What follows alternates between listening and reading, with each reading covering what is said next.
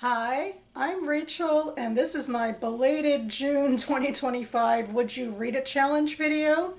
I try to do these videos monthly, but as you can tell, I fell off the wagon a bit, and now I'm trying to play a little bit of catch up. I am also, as I'm filming this, in between medical appointments, so I thought this would be a nice palate cleanser for me. But anyway, the Would You Read It challenge was brought to BookTube by @2 Brody. The purpose was to pick books, like a pile of books, however you'd like to, read and share the first sentence of each book with, your audience and ask the audience if they'd like to continue. And I technically have changed this a little because I thought one sentence is just not enough to gauge a story or, how the writing is. So I, made it roughly a page. And for the past few years, I've been going back to old ballads of the BookTube Prize in the fiction division, as my books that I'm choosing from to share with you. So the BookTube Prize was started by Robert Sheard in 2019 as a way for the literary bookternet to come together and judge the best of U.S. English language fiction published and nonfiction published the year before. So we are currently in the final round for 2025, judging 2024 releases. I am an official judge, and I'm judging the nonfiction ballot, and as such, I'm not allowed to talk about any of those books right now.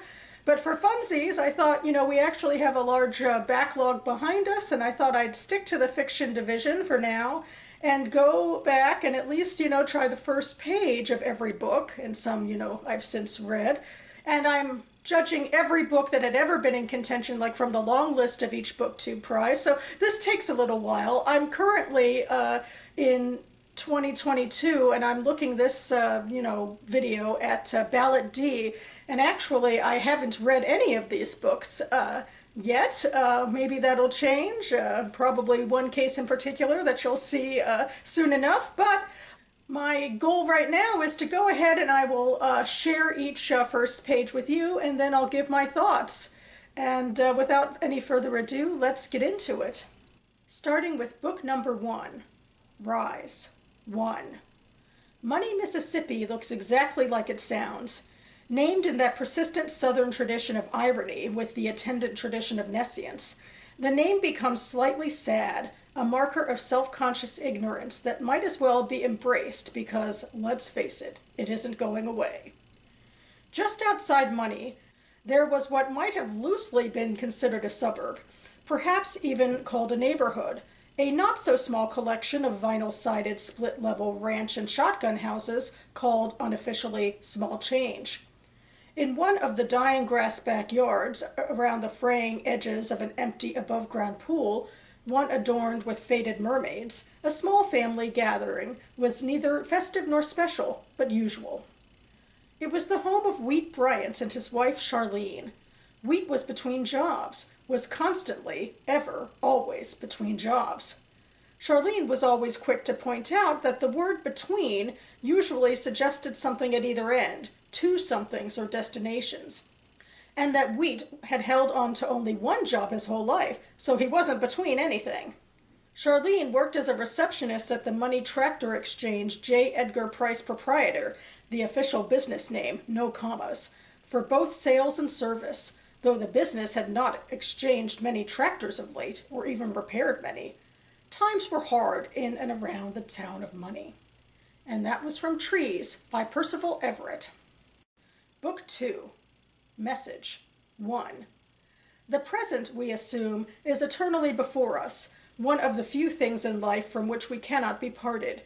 It overwhelms us in the painful first moments of entry into the world, when it is still too new to be managed or negotiated, remains at our side during childhood and adolescence, in those years before the weight of memory and expectation, and so it is sad and a little unsettling to see that we have become, as we grow older, much less capable of touching, grazing, or even glimpsing it, that the closest we seem to get to the present are those brief moments when we consider the spaces our bodies are occupying, the intimate warmth of the sheets in which we wake, the scratched surface of the window on the train taking us somewhere else, as if the only way we can hold time still is by trying physically to prevent the objects around us from moving.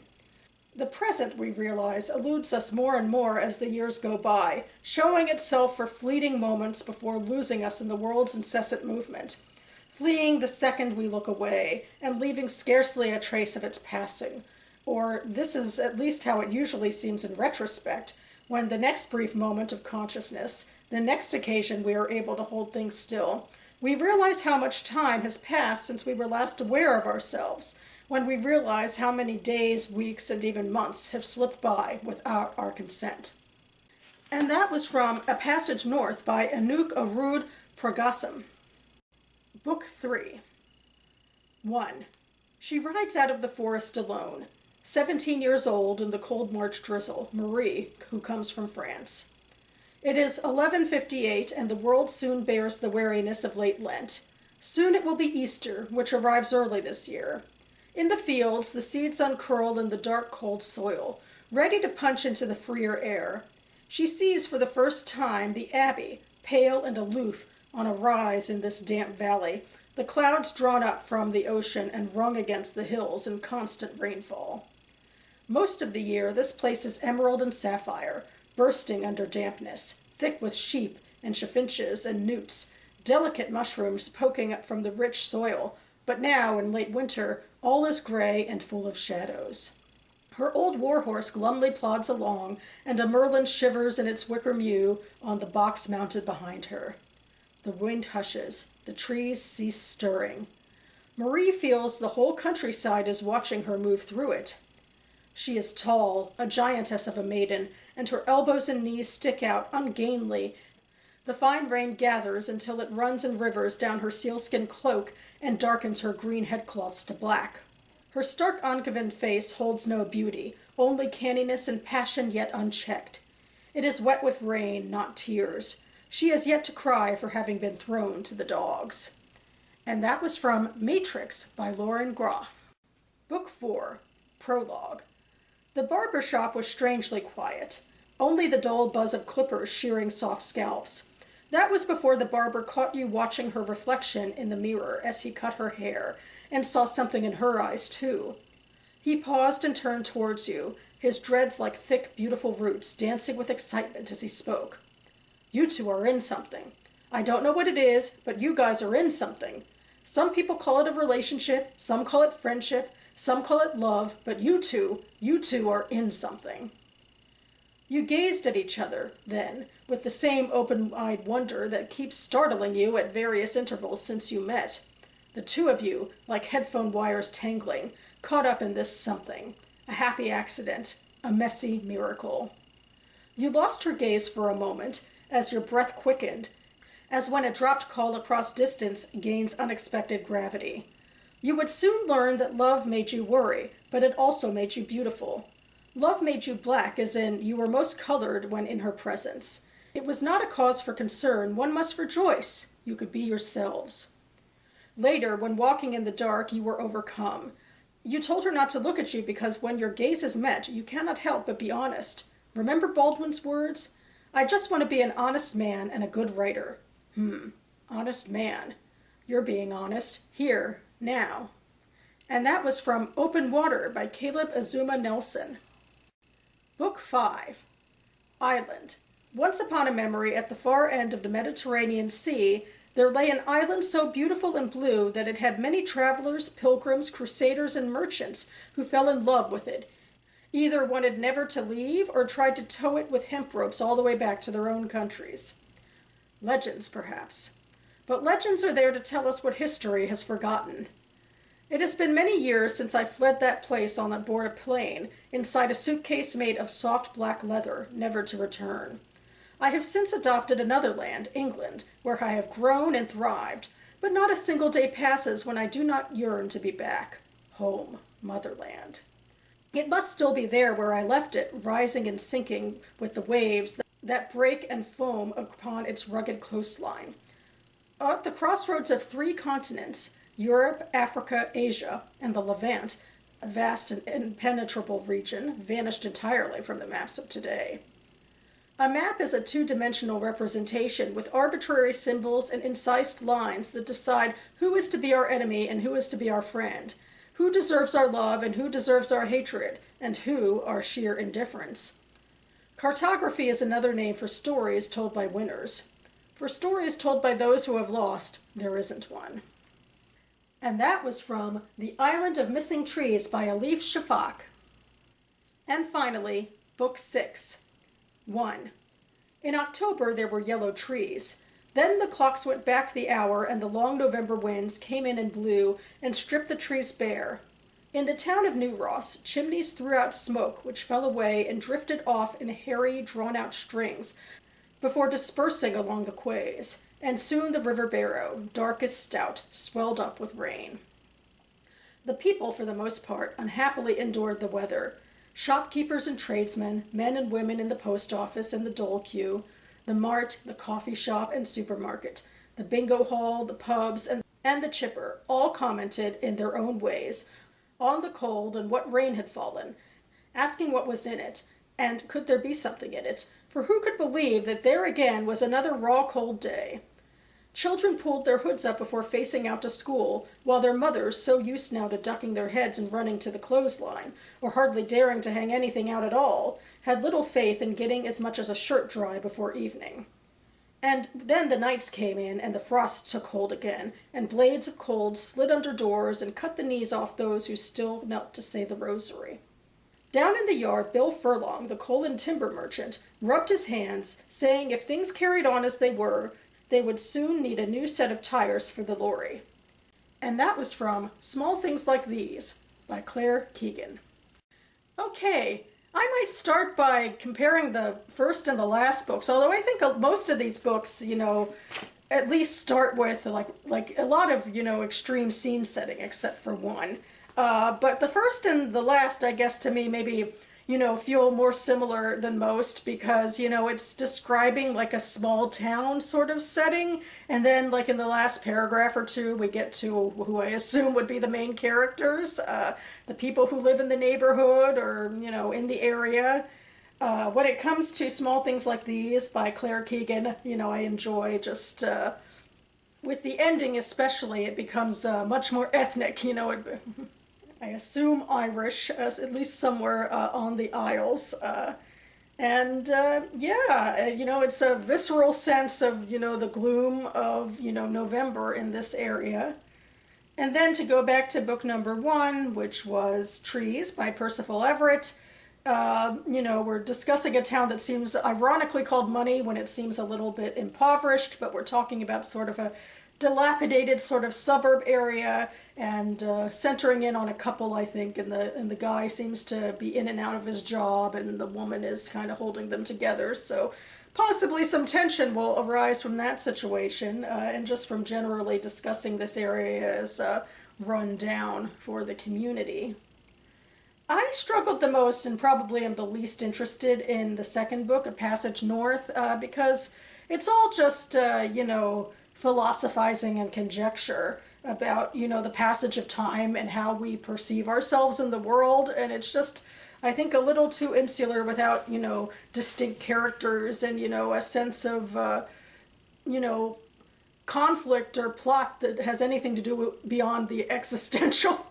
Although, I guess, there are some beautiful turns of phrase. I like, thinking about, the warmth of the sheets and like how, you're not aware of it until you move away from it. And it's like, oh yeah, that's my body doing that.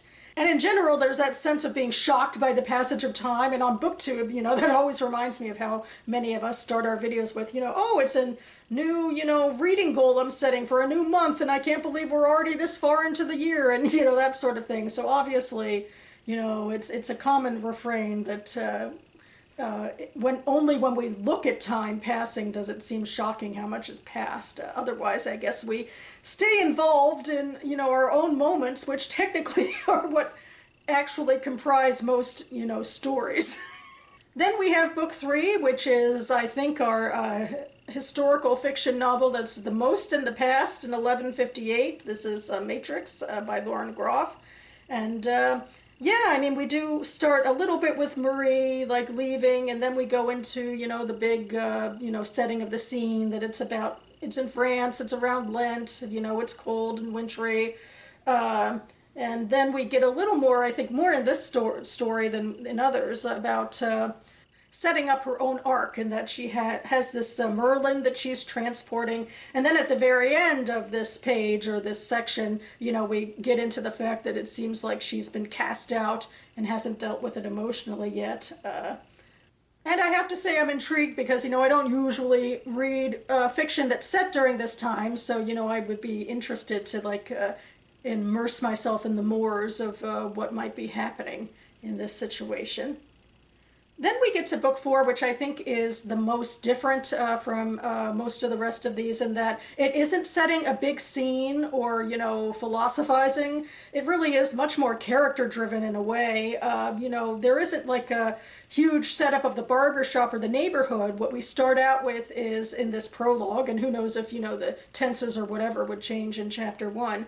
But the you is in love with a woman getting her hair cut, and at first we're just sort of basking in it in a universal way, like, you know, how crazy is it that, you know, we're, you know, in the middle of these, you know, honeymoon feelings about each other in this new exciting relationship. And then in the final couple paragraphs, it does shift a little bit into sort of a ethnic tilt where, you know, their love affair, it seems to be defined a bit within at least the you's context of his or her black identity, and talking about perhaps this person's a writer, you know, because quoting James Baldwin in a writing quote.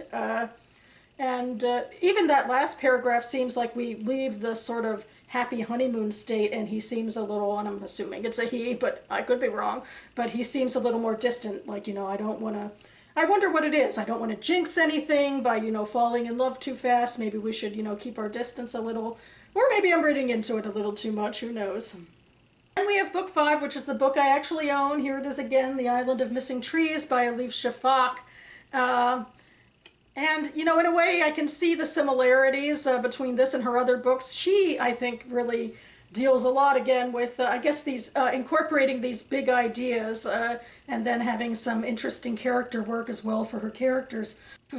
We don't have much of a character in this sense, other than this, you know, first-person narrator who left, you know, this island that is at the crux of, like, a lot of history. So there's been so many people that have been coming through here to trade or to try to conquer or things like that. And I thought it was interesting commentary about, you know, how maps are told by the winners, although I feel like it's not always true that the winners anymore are the conquerors. It's sort of more who has the most popular narrative, I think. We all argue a lot more about what's actually on the map and who gets to have a story, I think. But that's actually, you know, me diverging a bit from what is on the page. Obviously, this narrator feels sort of a bit out of time, like that the place that he or she left, you know, might be subject to the whims of, you know, ideological narratives, and maybe we'll be getting into that a little more, and hopefully a bit more into this character's journey, because I have this book. I talked in my mid-year book check-in freakout tag how I want to get to more Elif Shafak, so hopefully I'll be getting to this one soon. And actually, I guess that about covers it for me now, because I already talked about the 6th book. So yeah, I think in general I liked all of these. Probably the 2nd book is the one I'd like most easily, you know, dock from my list of TBRs. But the truth is, other than The Island of Missing Trees, I doubt I will be adding any of these to my TBR, because there is so much to read as it is, and I have so much on there already. But I'm intrigued by this batch. And I'd love to hear your thoughts about them. Have you read any of these books, and what do you think about them? What do you think about the first page versus what's to come? Or if you haven't read them, what do you think about the first pages, and what, you know, leapt out to you?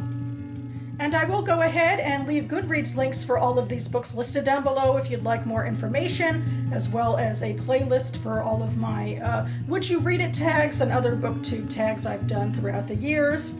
I hope to be back on this channel in the near future with my next mock reads video. This is my answer to the Goodreads Choice Awards and trying to encourage myself to read more front list by making like more lists for myself for reading. So stay tuned, because I think I'll be heading on into literary / general fiction and talking about that.